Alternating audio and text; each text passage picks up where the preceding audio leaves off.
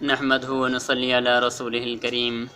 اما بعد فاعوذ بالله من الشيطان الرجيم بسم الله الرحمن الرحيم وما خلقت الجن والانس الا ليعبدون صدق اللہ مولانا العظیم۔ میرے محترم بھائیوں، جنات کے حوالے سے ہمارا سلسلہ چل رہا تھا کہ جو جنات ہوتے ہیں کیا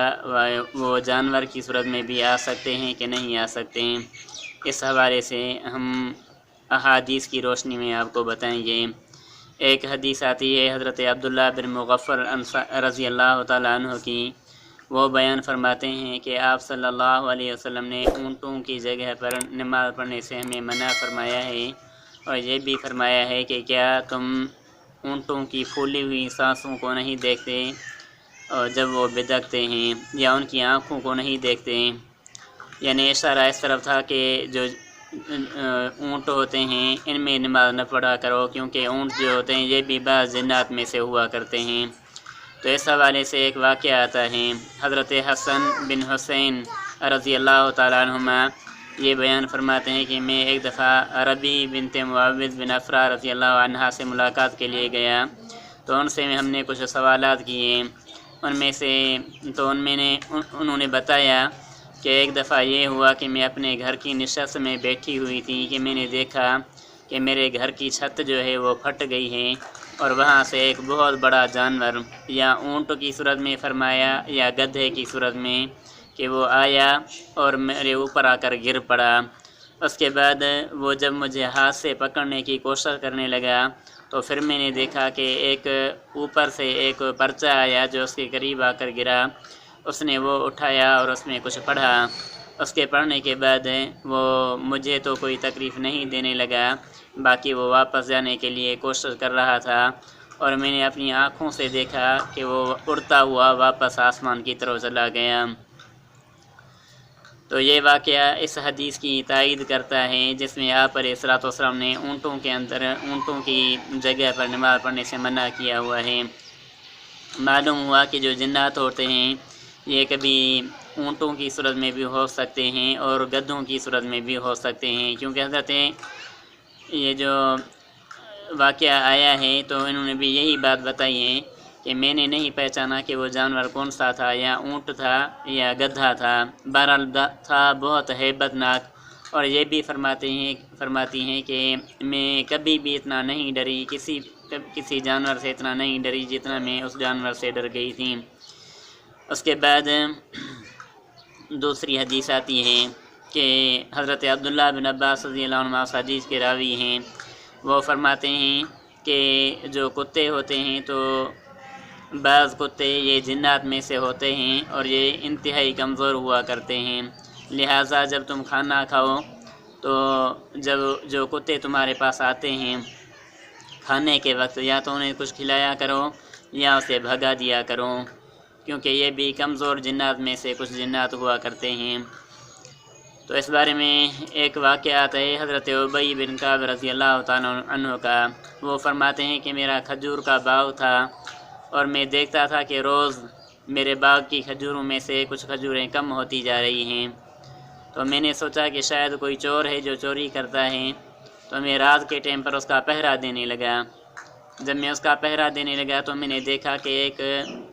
بالغ لڑکے کے قریب، تو حضرت ابی بن کعب رضی اللہ عنہ فرماتے ہیں کہ میں نے دیکھا کہ کوئی یعنی جانور چوپایا جو بالغ لڑکے کے قریب کی عمر کا کوئی تھا، جو میرے باغ میں آیا، تو میں نے اس کو دیکھ کر اور میں نے اس سے پوچھا کہ کیا تم جن ہو یا انسان ہو؟ تو وہ کہنے لگا کہ میں جن ہوں۔ پھر میں نے کہا کہ تم اپنا ہاتھ دکھاؤ۔ اس نے جب اپنا ہاتھ دکھایا تو اس کا ہاتھ مجھے بالکل کتے کی طرح لگ رہا تھا، تو میں نے اس سے پوچھا کہ کیا جو تم جن ہوتے ہو یہ اس طرح کے ہوا کرتے ہو؟ تو اس نے مجھے بتایا کہ بعض جنات ہم جیسے ہوتے ہیں، اور بعض جو جنات ہوتے ہیں وہ ہم سے زیادہ طاقتور بھی ہوا کرتے ہیں۔ تو بہرحال اس واقعے سے بھی ہمیں یہ پتہ چلا کہ جو جنات ہوتے ہیں یہ کتوں کی صورت میں بھی آ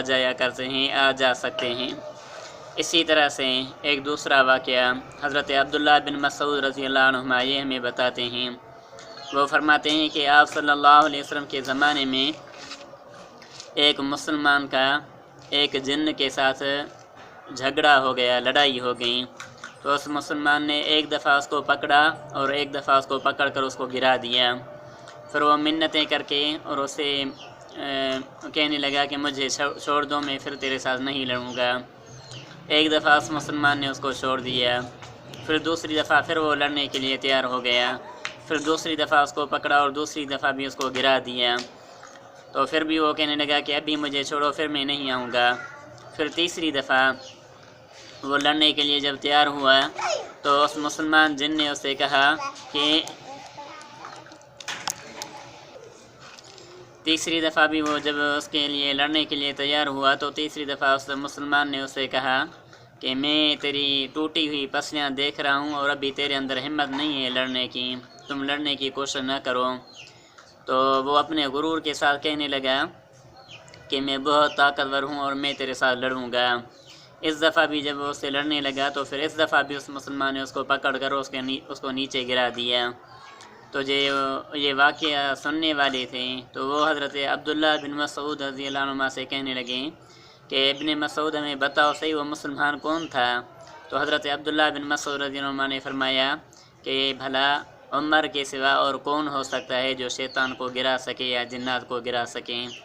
تو یہ واقعات ہمیں یہی بتاتے ہیں کہ جو جنات ہوتے ہیں یہ کبھی کس روپ میں اپنا آ سکتے ہیں۔ اور آپ رضی اللہ تعالیٰ عنہ نے جب اس کو تیسری دفعہ گرایا تو